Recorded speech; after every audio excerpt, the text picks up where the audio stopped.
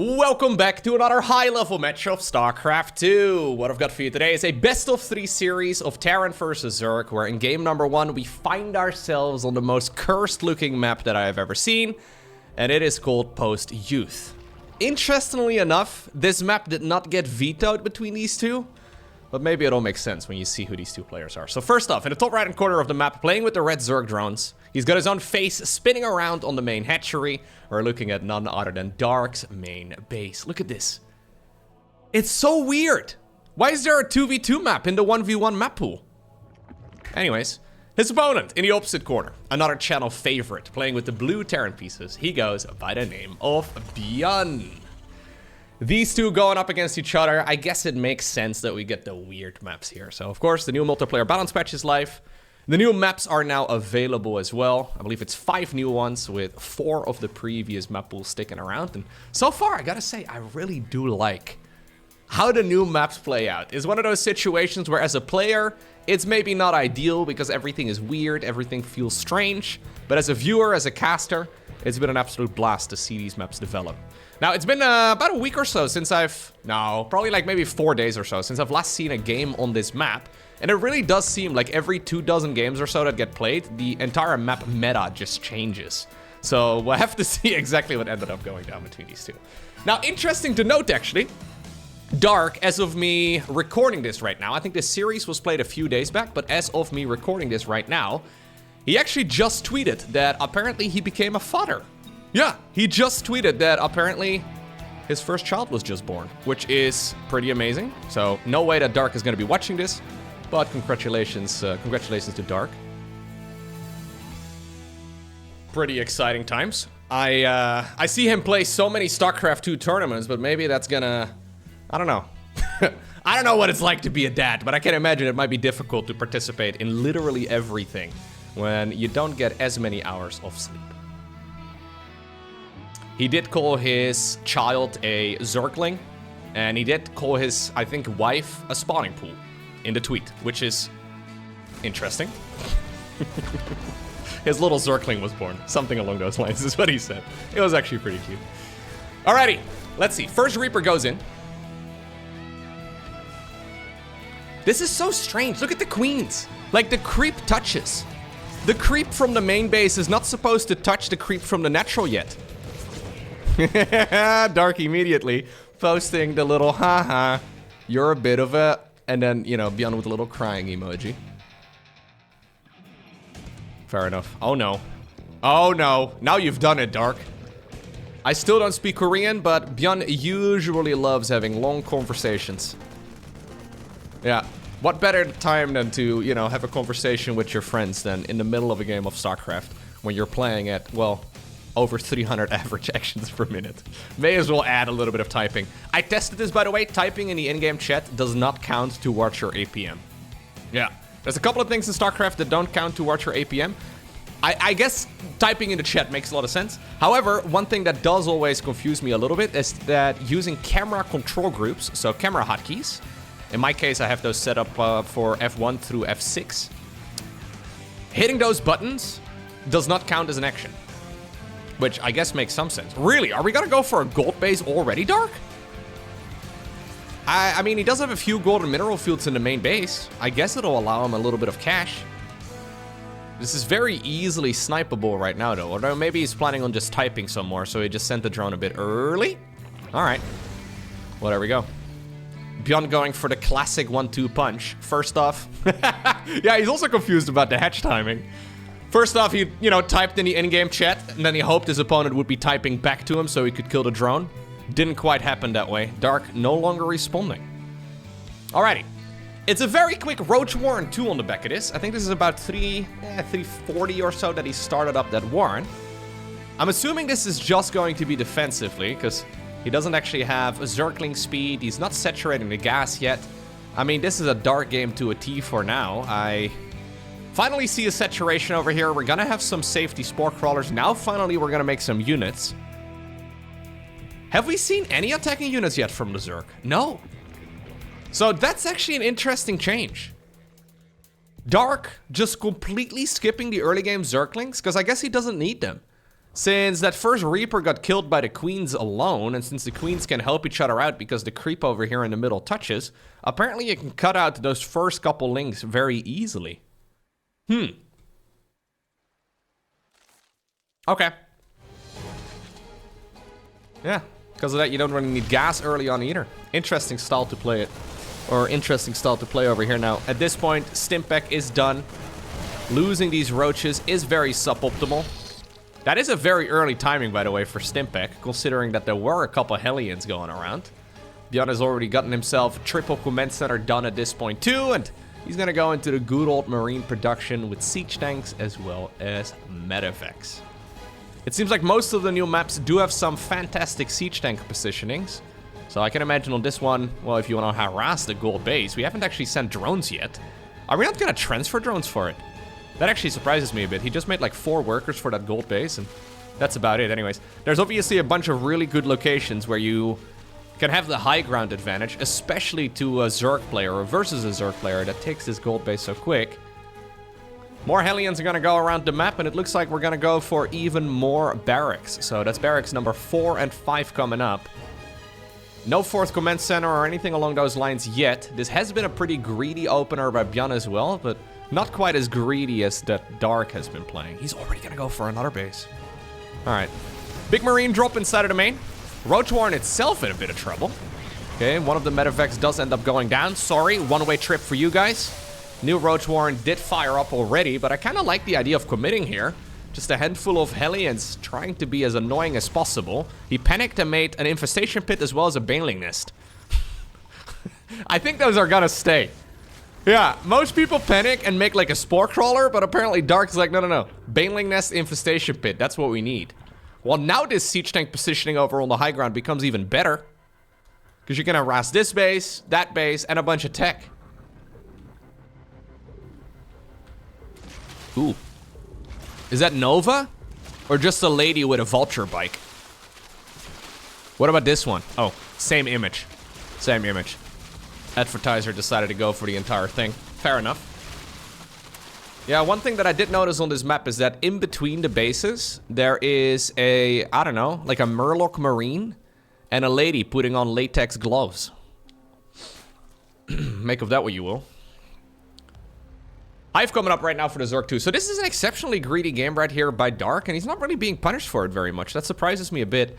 Dark is playing a greedy game, but then at the same time, he is not really making that many drones. So I guess because there are, 9 golden mineral fields, or I guess now 8, since one of them is already mined out. Yeah, you don't really need that many workers. No harassment here by ByuN whatsoever, by the way. I think what ByuN was expecting here from Dark was a committed all-in with like a 1-1 and roach speed, or something along those lines. Now, of course, he ended up denying roach speed, so maybe that was the original plan here for Dark, but Dark is just transitioning away from this. Yeah, there's a mind game within a mind game within a mind game right now. And ultimately, I would imagine that this does not really work out very well for ByuN. ByuN, by the way, only just now fires up a 4th command center, so this is exceptionally late. He's decided to go for all 8 barracks, which usually indicates that you want to go for a triple command center all in. But he went for all 8 barracks, made a ton of units, and now he's going for a 4th CC. So that's all not really lining up to anything. Like, if you're gonna make that many production structures and not really make use of it, you probably anticipated that your opponent was gonna go for a big attack. Corrosive Balls right there on the first siege tank. Ends up going down easy peasy. More banelings are coming up. We've got Vipers on the back of this together with an Ultra Cavern. Yeah, if Dark was a Pokemon, he just used Confusion right here on ByuN. But like multiple layers of it. This fight also casts Confusion on me though, my god. Whew, I don't think you want to do that. Maybe if you have a couple of Infestors in the mix. Nice control right here by Micro Jackson. Runs away with those soft Marines, although he does take a bile to the face there in the end. Problem is, Dark is more than happy to trade at this point in time, because he's got money coming in. 4th command center is finally flying, for the golden minerals. I figured it would go over here, because that's, well, a very short distance. Wonder if that's even worth it, but anyways. More fights over here, more banelings are joining in as well. This location, though, is really good for the Terran to fight into, because there's so many good choke points. And for some reason, Dark, I think he could go for like a full counterattack. He could run around this way, or he could, you know, run straight into the third. For some reason, Dark is gonna give him the benefit of the doubt. Now there's a bunch of Vipers available, though, and that makes these fights about 10 times as good. We see Blinding Clouds on the Siege tanks, Parasitic Bomb right there on, well, at least one of the Medivacs, and the Roach Ravager and Ling Bane army is starting to break through. Next step of the master plan is to indeed go into Ultras. Chitin is plating about, well, 60% or so of the way done, but honestly, I don't think Dark needs it. GG is cold, and it's Dark who wins game number 1. Game number 2. We find ourselves on the map Alcyone. ByuN didn't quite finish his conversation yet. Love that build, though, from Dark, all things considered, even though it's one of those things where you cut 17 corners and it's extremely risky.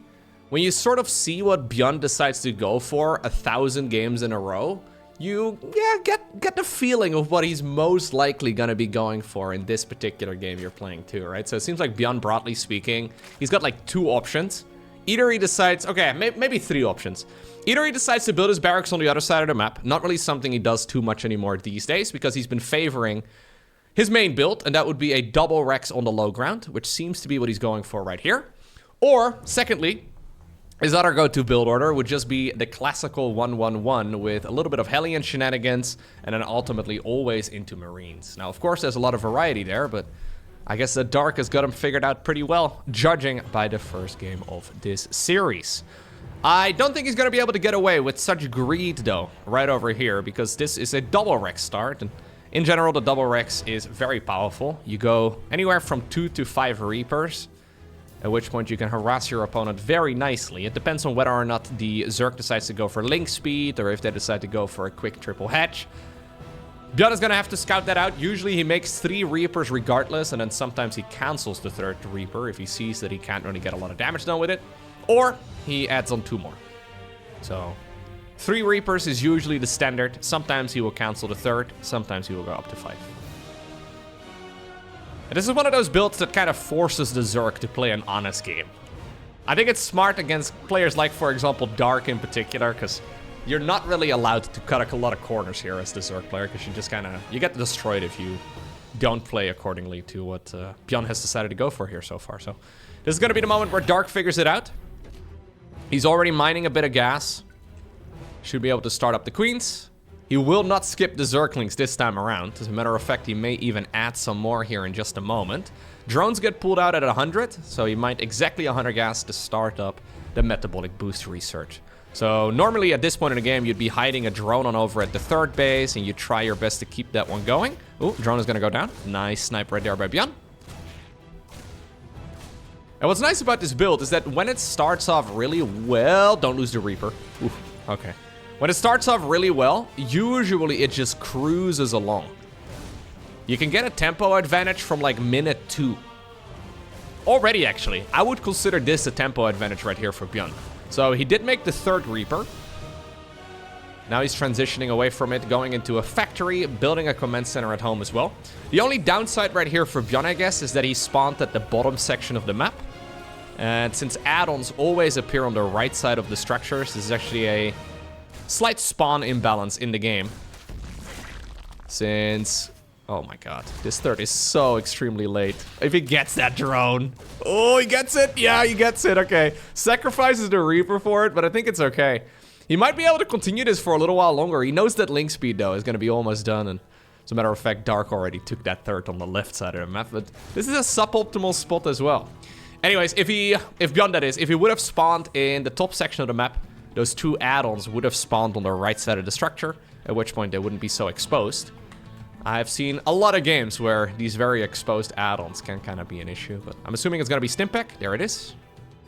Roach Warren once again on the back of this time around at 3.5 minutes. We've got 2 additional gases coming up here for Dark. So he's probably thinking the same thing that I am. He's like, yo, your add-ons are really exposed. I think this is going to be a Roach Ravager Link Flood. He doesn't necessarily have to go for the Link Flood on the back of this, but I think we're going to see at least like 9 Roaches. Overlords are going to finish. It's 35 drones. 3rd hatchery is late. All right, there's the 5 Roaches. Fired up.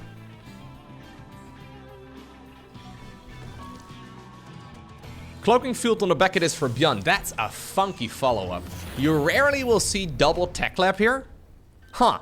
So normally it's gonna be a reactor on the starport, at which point you can start pumping out the medevacs 2 at a time. But that's not actually what ByuN has gone for. I really like this, because last time I checked, roaches are not very good at killing banshees.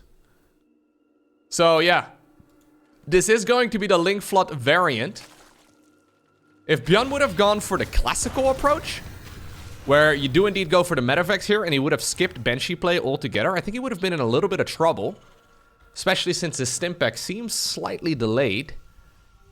Well, now he knows exactly what's going on. Loads of roaches are coming, loads of ravagers have been morphed in, but here's the banshee. The banshee, it should target, yeah, 100%. It should target the ravagers.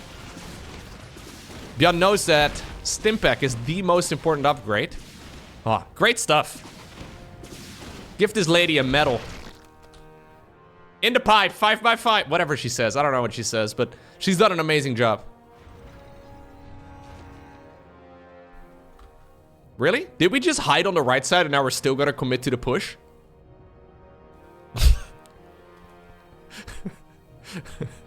That might actually be the medevac. Yeah, but he just literally hit the roaches and lings over here in the most obvious location. And now we're still gonna double down to the attack regardless? Banshee is in the meantime on the other side though. Second Banshee does come out eventually. I actually thought this was gonna be a medevac switch already. Alright, well, Dark is fully committed. He's at 33 workers.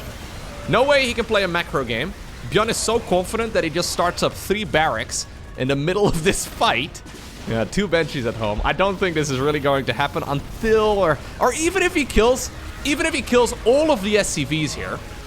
3 mules and 3 orbital commands getting energy there is probably gonna allow ByuN to get back into it. So Dark knows it and he decides to tap out.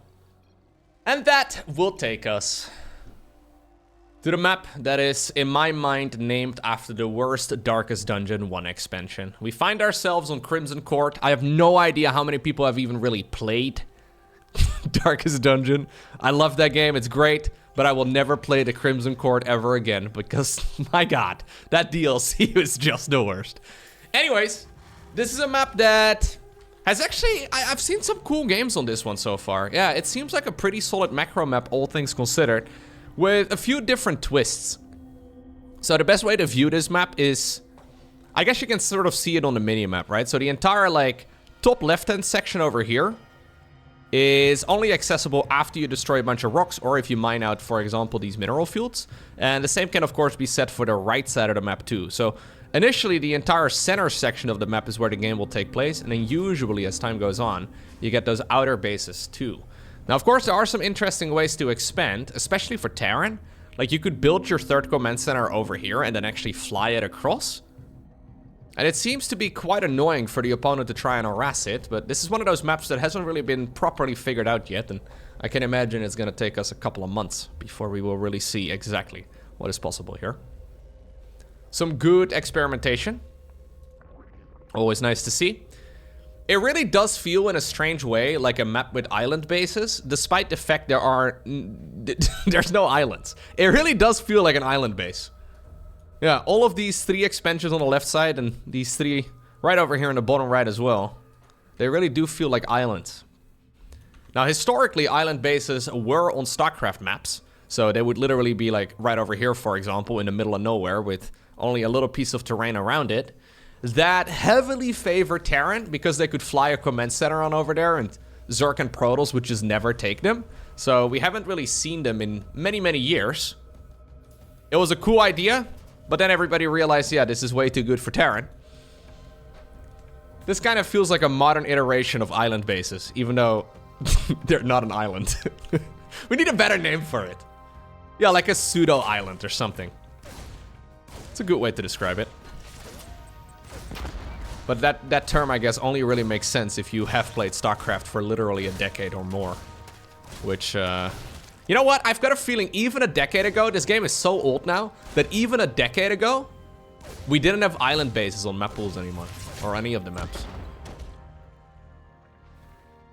Yeah, they could, I guess, be considered peninsula bases, but that also makes no sense. Like, the strictest sense of the word, that makes no sense. Now, Something else that doesn't really make a lot of sense is Dark expanding forward. So we've got the main base, we've got the natural, and then we've got this forward expansion with a rich Vespian geyser. I feel like this map is complete, or sorry, this base rather, is complete bait. The golden and the rich resource, it's nice and all, but it's really, it's kind of risky. This one seems much safer to me, although I guess there are some crazy siege tank positionings that you can execute here as Terran. It's an interesting one for sure. I wonder what the win-loss ratio of this map is like so far, as we do, by the way, have standard builds from both players. Nothing all too weird. I'm assuming Dark is going to continue mining gas here again in just a moment. Oh, alright, he pulled off at 100. In the meantime, it's a triple CC with what seems to be Hellion Banshee right here for ByuN. Crimson Court. Liquipedia keeps track of all of the games that are being played in tournaments. In the Terran versus Zerg matchup, we have had a grand total, as of me casting this right now, of 12 tournament games, with 9 of them going in favor of Terran. So, sample size, much too small to really draw any conclusions from, especially because the maps are obviously gonna have different metas that will happen over time. It's one of the beautiful things about StarCraft, where sometimes maps, they seem heavily in favor of one race, and then somebody figures out a strategy that nobody thought of, and then suddenly the entire map flips upside down. We've had multiple examples of that.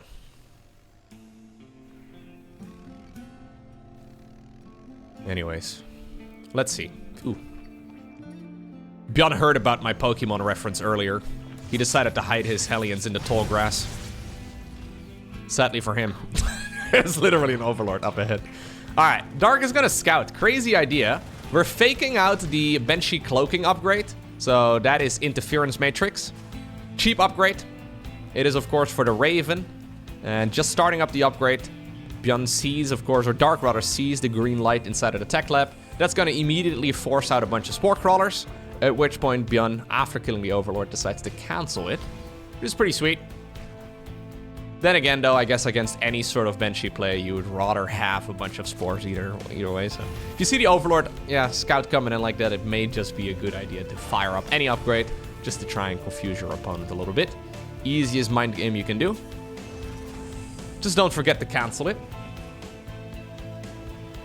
Graphically, StarCraft 2 really does look nice. I agree. The fact that Blizzard actually managed to create an art style that is pretty much timeless is really sweet.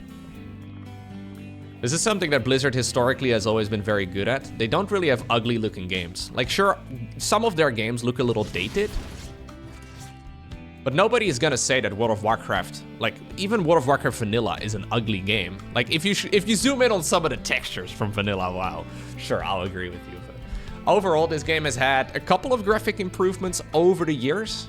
I would imagine with Legacy of the Void, we probably had the most recent one, because after that, we didn't really have any graphical overhauls. But that is also nearly a decade ago at this point, and the game still looks great. I do like that a lot. Yeah, guess it's one of the advantages of not going with a hyper-realistic art style, because that'd be nice. If you, yeah, hyper-realistic styles are cool too, but it's just that they tend to be very dated very quick. Alrighty. Looks like we have a cheeky little Overlord drop coming up here for Dark. That's an interesting one. Very quick Infestation Pit too. So I have to see what the man is cooking up. He's mined out the minerals on the left side of the map, and he looks like he wants to go for that base right now. Hellions ultimately do get caught. And at the cost of all these Hellions, we do get quite a few Zerglings, although this has not really been that amazing of a start so far here for ByuN. He tried to slow down his opponent. Sure, he tricked him a little bit, but I don't think Dark really feels all too threatened. Either way, this is right now ByuN finishing 1-1. Combat Shields. Stimpak was already done. And we get to see a little bit of that multitasking again. Now, last time I casted Dark, or sorry, last time I casted ByuN was when he was playing his GSL Code S match. And the micro in that particular series was honestly quite sloppy. Now, obviously, we can't really draw conclusions again from just a single match, but I'm hoping for ByuN's sake that this one is gonna be a little bit cleaner. This series was played after that GSL Code S match, so maybe he was just feeling a little out of it. But yeah, normally I compliment ByuN's micro and his decision making when it comes to his micro, but in that particular series I really wasn't all too impressed. He kept on making sloppy mistakes, took tons of damage from disruptor hits, and in general just didn't really feel like he was playing as cleanly as he normally can. Obviously ByuN has always had wrist issues. Maybe not always, but for like the last 5 years he's had wrist pain. So maybe that's something that acted up. Anyways, together with what the Dropalord is bringing across the map right now, we also have a Nydus worm. ByuN actually pulled the SCVs. Probably afraid that there could be banelings inside of that plane. Ultra Cavern, by the way, already coming up too. So this is a Nydus worm, Adrenal Glands. Yeah, we have Ultralisk coming up soon. I mean, this is a Dark game to a T. One thing that Dark has been doing lately, and I'm not 100% sure if I agree with it, but he's been deliberately lowering his worker count in favor of faster tech. So only just now is when he really finishes droning. Normally we see Zergs droning first and then get tech. But Dark has been prioritizing all of these upgrades and all of these structures and all of the stuff that he's been building so far. And then finally, when he's safe to do so, he finishes up drones. You would imagine that that is technically worse because, well, the longer workers are around for, the more resources they will mine throughout a game. But I think Dark is doing this deliberately because I have seen him do it quite a bit in multiple games. I'd be very surprised if this is going to be Ultralisk drops, but technically speaking, it's a possibility. Ghost Academy coming up right now for ByuN, who will be more than happy to pop a couple of Overlords with Ultralisk inside of it using the snipe ability. Cloaking Field coming up right here for the Ghost as well, always nice. And he immediately fires up 3 of them, whilst building 3 additional command centers. Creep spread is looking really good right now for the Zerg player. Yeah, ByuN's sort of taking a page out of Maru's book here, playing it just a bit passively. I do always like these decisions though. The Parasitic Bomb, 120 damage. Very slow reaction time right there from ByuN. Ay, ay, ay. That was like what? That was like 6 seconds where he didn't do anything. Not that he could have really escaped, but still. He didn't really have a lot of places to go, but it seemed like he was surprised 5 seconds at minimum after that Parabomb went down, which is a little crazy. Anyways, starts up a couple of Vikings right now to replace the 20 lost supply. I think it makes a lot of sense to try and get those Vipers shot out of the sky. These rocks really do take a while to go down, don't they? Ay, ay, ay. You know how on like some maps the rocks actually are shared hit points? If you kill one of them it all crumbles, but doesn't seem to be the case right here on Crimson Court. Nydus Worm in the meantime, over in the natural expansion. One cheeky little Zergling pokes across the mineral field and sees the, well, it's not really gonna help Model too much, but at the very least it was useful in placing down that Nydus. Oh, we have a Baneling attempt over here up north, but strangely enough, I don't know what Dark is saying here, but Dark was ready to do a Baneling roll by from the left side of the map. Accidentally finds himself against this trio right over here. It's a strange combination of stuff, but it'll keep ByuN safe. Greater Spire coming up too. 12. We had 12 creep tumors right there on the production tab for just a minute. That is quite a bit of creep going around. Factory transition coming up. Okay. Yeah, so this is a very, very passive style to play from ByuN. A little surprisingly so. Obviously, we're still, like I said, we're still at like the experimentary phase of these maps. So the fact that ByuN is playing like this does not necessarily mean that he thinks this is the best way to play. But this map has a lot of bases on it, and Dark is gobbling up as many resources as he possibly can. ByuN is just taking it one expansion, and then another expansion, and then another one. Yes, he built up about a dozen command centers at this point, but I wonder if this is the right approach. But I guess ByuN is going to try and figure it out, see if it's a good idea. Link Bane roll by over here at the front. Lots of money in the bank right here for Dark, so he can easily replace this. I don't think you want to roll a bunch of Banes into a sieged up tank like this. Oh yeah, this entire Ling Bane run by is pretty terrible, I'm not gonna lie. We're gonna put the Nydus worm in the exact same location a third time, it seems. Not really achieving all too much. Yeah, Dark is spending money right now, like he's never gonna run out of minerals and gas, but I think it's fine for the time being. Mass Zergling drop over here. Hold up, I'm gonna back up just a little bit. We have a mass Zergling drop heading on over in this direction, and then on the back of this, we've got ourselves a Nydus network too. So this is something we've seen Sero experiment with. Now, okay, with the missile turret gone, yeah, well, you don't fit. You're too thick, buddy. I'm sorry. Anyways, he's gonna have to run around, but the Lings and the Banes can go through. Siege Tank having a grand old time, and I do love this planetary fortress here. If it wasn't for this planetary, I think this base would actually be in a world of trouble. Yeah, strategically positioned planetary fortress too. Got a feeling on this side it wouldn't be quite as powerful. Maybe it would be better, actually. Yeah, maybe it would be fine. It's kind of difficult to say. At that point, I guess a Zergling drop over in this side becomes a lot more terrifying, though. But oh my god! Straight Baneling drops right there on top of a bunch of ghosts. That's pricey because it does take multiple Banelings to kill the ghosts, but well, Dark just having a grand old time. Really just focusing on Ling Bane for the time being. It's the only stuff he's lost so far. He is ready to transition towards whatever he likes, though. He's got Vipers, he's got Infestors coming, Ultras are here, Brute Lords, Corruptors, you name it. He can do whatever he likes. Elite amount of gas lost right here for ByuN. That's nice.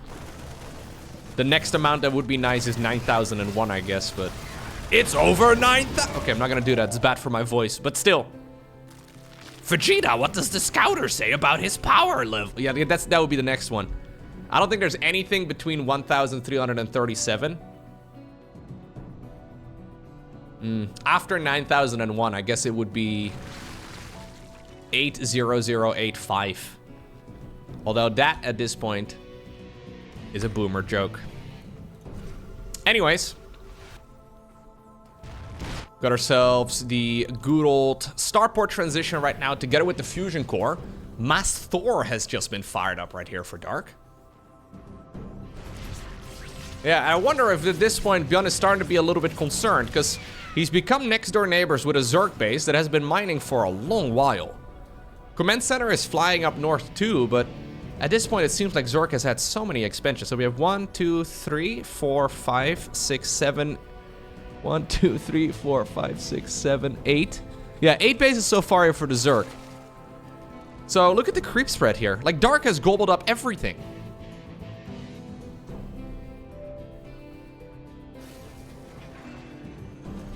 Is it okay for ByuN to take this base now? Would he be okay at that point? So that's 1, 2, 3, 4, 5, 6 bases for him.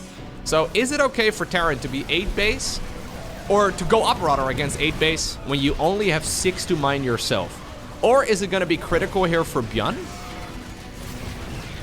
to take down this expansion here? Because in my mind, this kind of looks like a losing strategy to me right here from the Terran. Because he is purposefully playing a game where he is letting his opponent mine 2 entire bases extra. So yeah, we can make up for some of that with cost efficiency, but can you make up for 2 entire bases? This really shouldn't work against somebody of Dark's caliber. But, well, ByuN is very specifically choosing this strategy to play. Creep spread, by the way, looking really solid. It's become more and more popular lately, though. It seems like with like 6 base Terran, you can shut down any number of Zerg. It's actually become pretty ridiculous lately, where the cost efficiency of the top level Terrans is just through the roof. It is important that you don't get too carried away here as Terran, because your minerals and your gas, at this point they seem plentiful, but you do actually run out. That one game from Katowice that Bunny played comes to mind, where yeah, Bunny got me a really good title and thumbnail for my video because he used like 50 tactical nukes. It was really nice, But spending all your minerals and gas on that many nukes is not very cost efficient. Like, you can spend here like you're never gonna run out, but you have to be a little cautious, because Zerg is gonna have a ridiculous amount of resources. I actually think that Dark is probably gonna touch like the 20,000 resources in the bank mark here soon, which is kind of ridiculous. I think ByuN has kind of got the same feeling though. He cannot really let Zerg mine out this base here on the right side all the way. I think it would actually be strategically very clever for Dark to pull a bunch of drones from these outer bases of his and bring them towards this expansion on the right side, because this is really the only base that's currently under threat. And I think making sure you mine this one, it means that Terran can never get it. Tactical nuke heading on over towards the high ground now. Okay, we have a couple of snipes coming up and a mass brute lord transition. Tactical nuke. Not really hitting anything. I mean, some stuff took some work, but nothing all too crazy. Okay, killing this base is really good though for the Terran. Just mining any of these minerals is gonna make this game 10 times easier. We have a Thor drop in the meantime up north, with a couple of ghosts in the mix as well, it seems.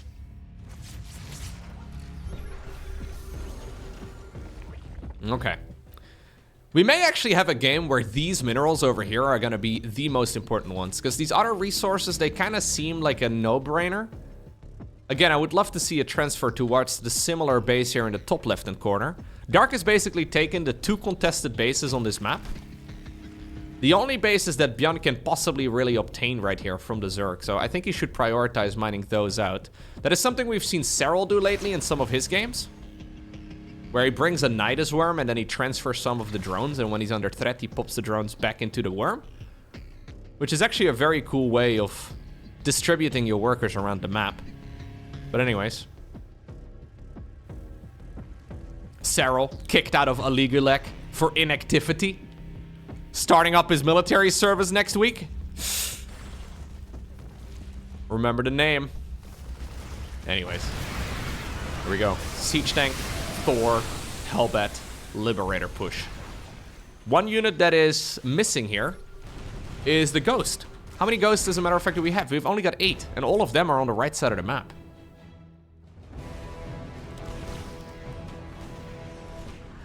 Nydus, or sorry, Neurals, coming right up. That is one way to get rid of your opponent's Liberators, I guess.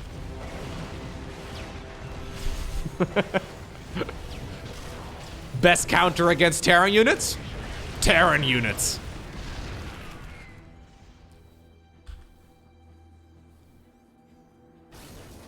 I also, I always wonder if Terrans get a little carried away right now making command centers too. So ByuN is making 2 more CCs. Like, we've got so many. We already have 11 orbital commands and 6 planetary fortresses. Again, we're spending money like we're never gonna run out. Don't get me wrong, he's got, well, 13-ish thousand, 14-ish thousand resources in the bank right now. That is a lot. But we did also at the he spent thousands upon thousands of resources here building command centers. And you can only mine until the minerals run out, right? So you gotta be a little careful. You don't get too carried away making too many orbital commands. That is another mistake that we see made by Terrans at the highest level sometimes. It's a weird one, though.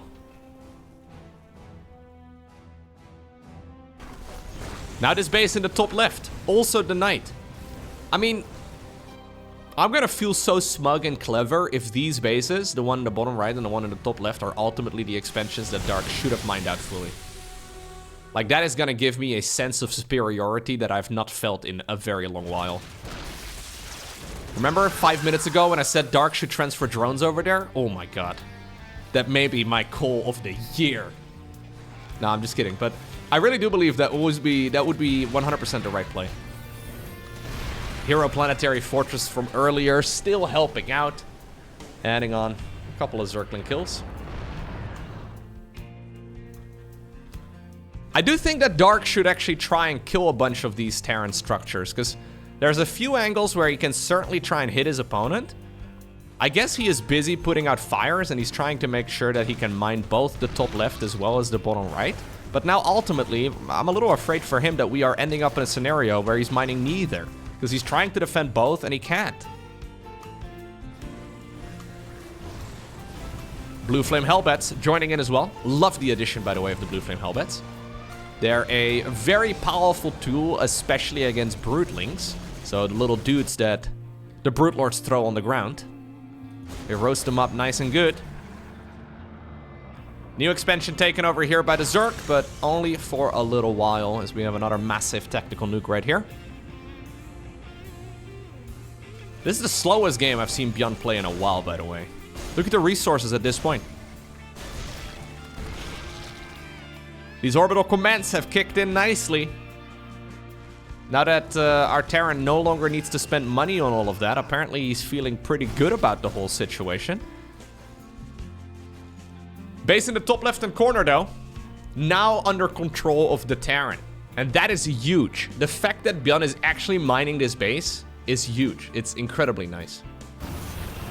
Brute Lords, though, have shown up. We've got ourselves 25 Brute Lords. Oh, I thought that notification was a tactical nuke flying across the map, but no, it was the Nydus worm.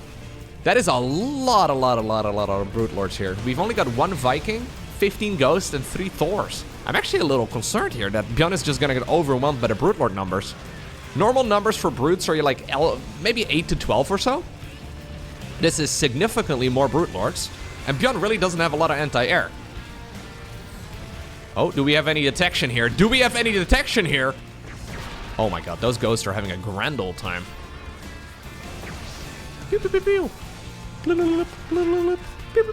Alright, now we do have some detection nearby. Those are the sounds of the Terran late game. In the meantime, the mech army. I love what ByuN has done in that sense, though. Going from bio into this really nice ghost mech force. It is going all the way around. Nydus Worm in a bit of trouble now, too. And this is one of the last things I thought was going to happen in this game, but we've got ourselves the strangest late-game base race happening. Now then, suddenly, I think I like this position here a whole lot better for ByuN, because Brute Lords are fantastic when it comes to fighting ground units, but as soon as ByuN decides to lift off and get on out of here, those Brutes are not going to be able to do any damage. Clumsy Terran army trying to get into the natural... Yeah, this is the natural expansion right here of the Zerg. Thought for a second we were on post-youth again, but no. There's no secondary mineral line over here. I think you need to take off, ByuN. Get on out of here. Why are we giving up these structures? There's like 4 corruptors here. He's making as many Vikings right now as he can afford. I guess that's really the only thing. Maybe he just wants to give up some of these structures because it's giving the Zerg player something to do. Ultimately, those structures aren't really that critical here to ByuN. We have a few Ultralisks waiting in the main base. Ultimately just waiting to die, I guess. Yeah, it's a bit sad, but... their knees are weak and their arms are heavy. If Brenda made spaghetti, it'd be all over their sweater already. New Ultra Cavern starts up. Of all things we start up at this point, Dark decides to go for an Ultra Cavern at the bottom of the map. Entire main base of the Terran is gone for... I don't know what reason. ByuN has decided that he did not... Oh, big fungal opportunity. ByuN had decided that he did not lift up any of those structures. Fungals! Oy. This is that interaction they specifically nerfed. I don't think you needed to unburrow all of them. Oh no. Dark, what was that, man?